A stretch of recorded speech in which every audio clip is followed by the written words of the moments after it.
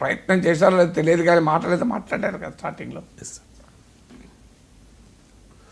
ములుగు సమీపంలో ఛత్తీస్గఢ్ సరిహద్దుల్లో భారీగా భద్రతా బలగాల మోహరింపుతో అక్కడ ఉద్రిక్త వాతావరణం నెలకొంది. కేసీఆర్ కూడా నిన్న చెప్పారు కదా సార్, ఆపరేషన్ కగార్ను కేంద్రం నిలిపివేయాలి అని చెప్పి ఆయన డిమాండ్ చేశారు, పిలుపును కూడా ఇచ్చారు. ఒకసారి కేసీఆర్ బయట ప్లే చేయండి.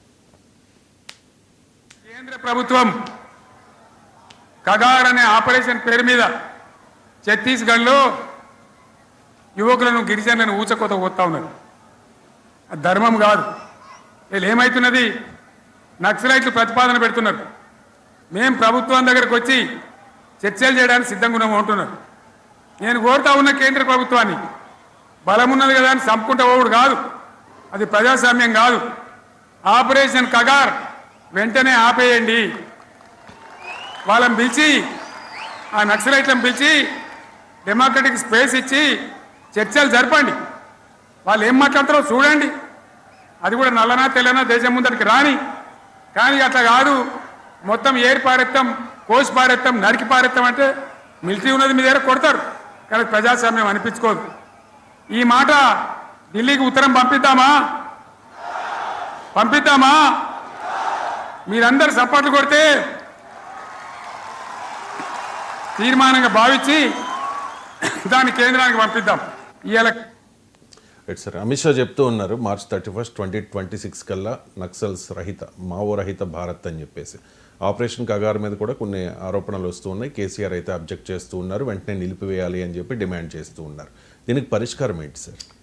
అంటే కేసీఆర్ రైజ్ చేస్తున్న అంశము బీఆర్ఎస్ఏ కాదు, బీజేపీ ఇతర పార్టీలన్నా అవే చెప్తున్నాయి. నిన్న శాంతి చర్చల కమిటీ కూడా సీఎం రేవంత్ రెడ్డిని కలిసింది. సీఎం రేవంత్ రెడ్డి కూడా చెప్పింది, దీన్ని మేము సామాజిక కోణంలోనే చూస్తున్నాము నక్సల్ సమస్యను అని పేర్కొన్నారు. మీకు ఇంట్రెస్టింగ్ ఏంటంటే, నిన్న సభలో ఆపరేషన్ కగార్ పైన మాత్రమే కేసీఆర్ తీర్మానం అండి, ఇంకే అంశం పైన తీర్మానాలే. తెలంగాణకు ఒక జాతీయ హోదా ప్రాజెక్ట్ ఇవ్వండి, ఐటీఐఆర్ ప్రాజెక్ట్ ఇవ్వండి, ఇలా దేనిపైన తీర్మానాలే. వక్ఫ్ చట్టాన్ని మార్చండి తీర్మానం లేదు. ఒకటే తీర్మానం, ఆపరేషన్ కగార్ ఆపండి అనే తీర్మానమే. మీరు సపోర్ట్లతో తీర్మానంగా పంపిద్దామా అన్నాడు. సో చర్చలు జరపాలన్నాడు. కేసీఆర్ 11 ఏళ్ళు ముఖ్యమంత్రిగా ఉన్నాడు. చర్చలకు ఎక్కడ ప్రయత్నం జరిగింది అప్పుడు? రాజకీయ పార్టీలు ఏంటంటే బీజేపీ ఏతర పార్టీలు, బీజేపీకేమో ఐడియాలజికల్ హేట్రెడ్, మావోయిస్టుల పట్ల సైద్ధాంతిక ద్వేషము, సైద్ధాంతిక వ్యతిరేకత.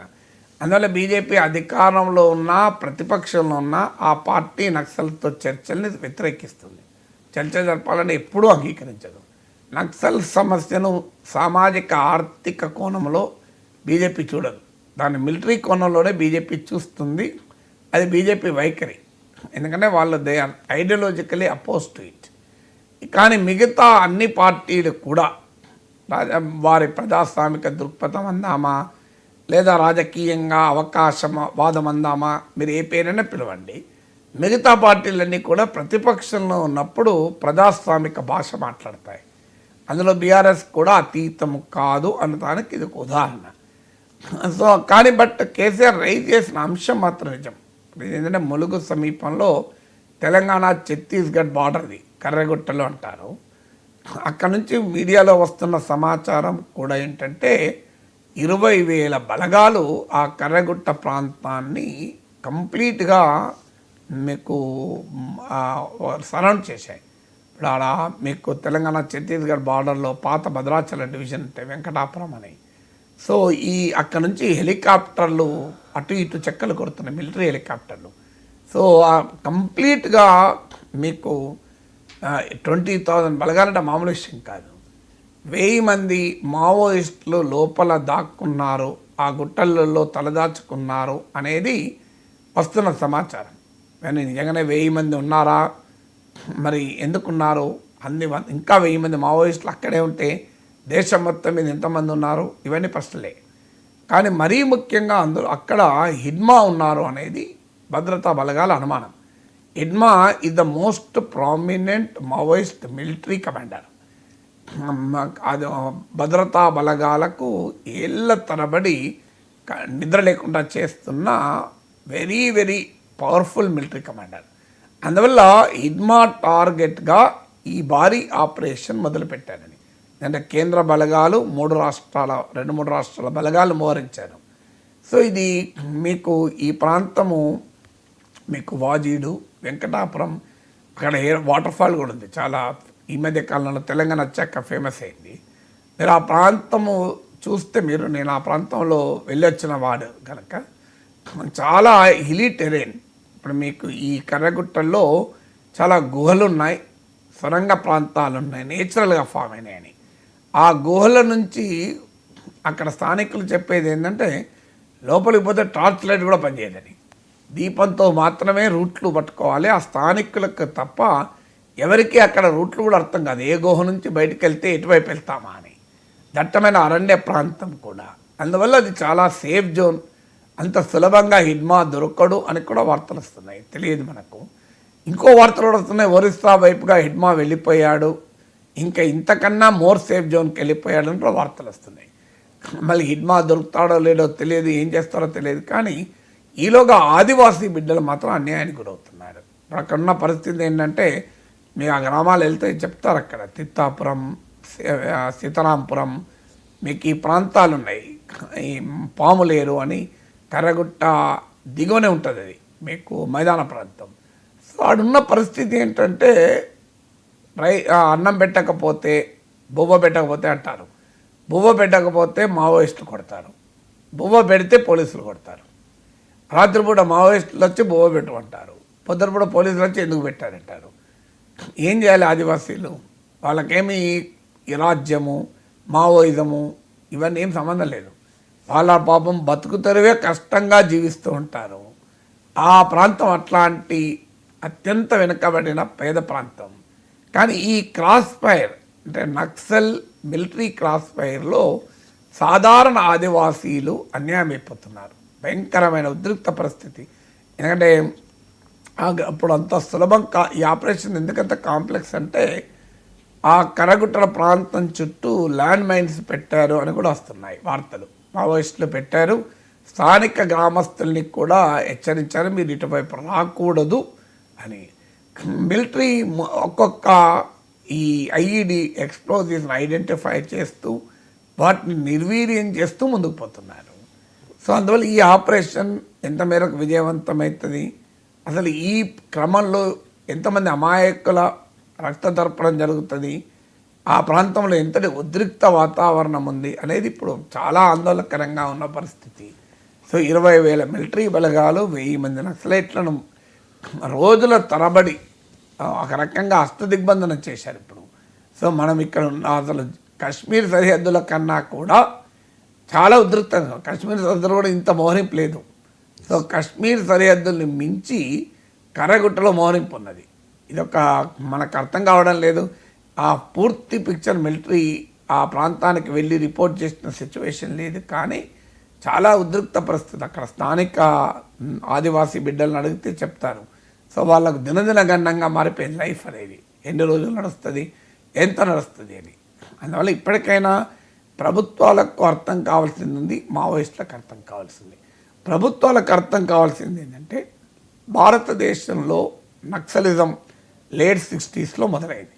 నక్సల్బరీ అనే గ్రామంలో బెంగాల్లో చార్ మజుందార్ వర్గశత్రు నిర్మూలన అనే సిద్ధాంతాన్ని ఇండివిజువల్ అనిహిలేషన్ అంటారు. అంటే వ్యక్తిగత హింసావాదం ద్వారా వర్గశత్రువులను నిర్మూలించడం ద్వారా విప్లవం వస్తుంది అనే ఒక డీవియేషన్ ఇండియన్ కమ్యూనిస్ట్ మూమెంట్లో ఒక పెడధోరణి మొదలై, సో సాయుధ పోరాటం ద్వారా రాజ్యాన్ని కూల్చేయగలం, శ్రామిక వర్గ రాజ్యం తేగలం అని మొదలైంది. సిద్ధాంతం, ఆశయము, లక్ష్యము ఒక సమసమాజమే కావచ్చు, కానీ ప్రజల ఆలోచన స్థాయిని సంబంధం లేకుండా సాయుధ పోరాటం పిలిపించారు. లెనిన్ అంటాడు, ప్రజల చైతన్య స్థాయిని దాటి నువ్వు నినాదాలు ఇస్తే అది ఫ్యాన్సీ అయితే తప్ప రెవల్యూషన్ కాదు. సో ఇప్పుడు మావోయిస్టులు ఇలా నక్సలైట్లు గత 60 ఏళ్ళుగా ఈ పని చేస్తున్నారు. కానీ ప్రభుత్వం ఏం చేస్తుంది, 60 ఏళ్ళుగా మిలిటరీ ద్వారా దీన్ని ఒక ల్యాండ్ ఆర్డర్ ప్రాబ్లంగానే చూసి మిలిటరీ ద్వారా దీన్ని మేము అంతం చేస్తామని 60 ఏళ్ళుగా చేస్తున్నారు. కొత్తగా చేస్తున్నారా?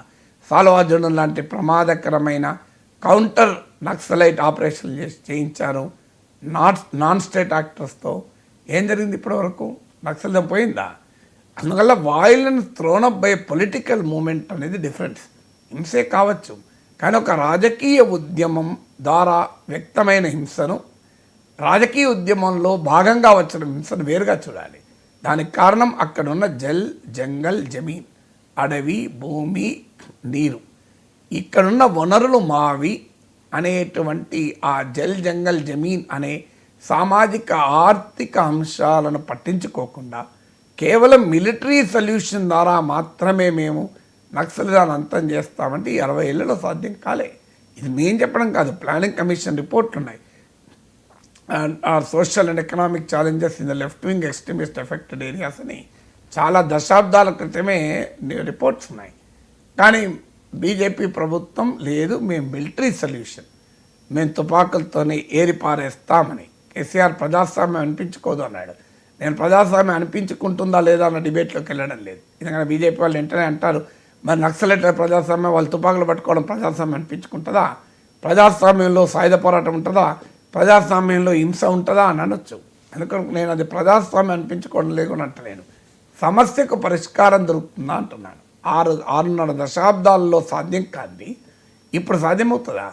అందువల్ల దీన్ని సోషల్ అండ్ ఎకనామిక్ డైమెన్షన్ గుర్తించకుండా కేవలం మిలిటరీ సొల్యూషన్ వెతుక్కుంటే అది సాధ్యం కాదు. ఇక మావోయిస్టులు కూడా అర్థం చేసుకోవాల్సింది ఏంటంటే, ప్రపంచవ్యాప్తంగా మనం అనేక దేశాల అనుభవాలు చూసాం. నేపాల్ మావోయిస్టులు ఇంతకన్నా చాలా పవర్ఫుల్. 10 ఏళ్ల పాటు నేపాల్ గ్రామసీమల్లోకి వేరే పార్టీలు ఎంటర్ కాలేకపోయారు. రాచరిక పాలన అంటూ దగ్గర కూడా లేకపోయింది. అలాంటి మావోయిస్టులు ఆయుధాలు మీని జనజీవన సెవెంత్లోకి వచ్చి ప్రజా ఉద్యమ ప్రజాస్వామిక పంతాన్ని ఎంచుకొని దేశ ప్రధానమంత్రి కూడా అయ్యాడు ప్రచండ. అందువల్ల మీరు శ్రీలంకలో చూసాం ఇటీవల, మీకు అనుర కుమార్ దిశనాయకే. ఈ పార్టీ చరిత్ర తీస్తే జనతా విముక్తి పెరుమన, ఇది ఒక మార్క్సిస్ట్ లెనినిస్ట్ గ్రూప్. ఇది ఒకప్పుడు సాయుధ పోరాటం జరిపింది, 2 సార్లు సాయుధ పోరాటాలు జరిపింది, ఒక్కసారి కూడా కాదు. 1000 మంది చనిపోయారు. ఆ తర్వాత వదిలేశారు. లాస్ట్ ఎలక్షన్లో 3% ఓటింగ్ వస్తే శ్రీలంకలో ఎకనామిక్ క్రైసిస్ వచ్చి రాజపక్ష ప్రభుత్వాల నిర్బంధ కాండ, నిరంకుశ పాలనకు వ్యతిరేకంగా ప్రజలు తిరుగుబాటు చేశారు. అరగాలియా అంటారు దాన్ని సిమలి భాషలో. ఆ అరగాలియా నుంచి ప్రజల పోరాటానికి నాయకత్వం వహించి ఇవాళ 43% ఓటింగ్తో శ్రీలంకలో ప్రెసిడెంట్ అయ్యాడు అనుర కుమార్ దిశనాయకే. పార్లమెంట్ ఎన్నికల్లో కూడా గెలిచింది.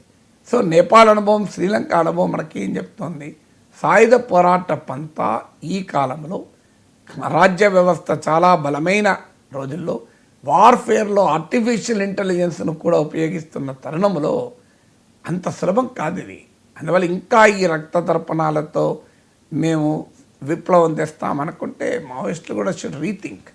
ప్రజా ఉద్యమాలు, ప్రజల సమీకరణ లేకుండా వ్యక్తిగత హింసావాదంతో విప్లవాలు రావు, నిలబడవు. అందువల్ల మావోయిస్టులు శాంతి చర్చలే కాదు, వాళ్ళ పొలిటికల్ పంతాను రీథింక్ చేయగలగాలి. ప్రభుత్వాలు కేవలం మేము మిలిటరీ సొల్యూషన్ ద్వారా అంతమందిస్తామంటే అమాయక ఆదివాసీ బిడ్డలను పొట్టన పెట్టుకుంటారు తప్ప నిజంగా మీరు ఆయుధాలు పట్టుకున్న నక్సలైట్లు ఎంతమంది ముట్టుకోగలరు అనేది ప్రశ్నే. చిన్న బ్రేక్ తీసుకుందాం సార్.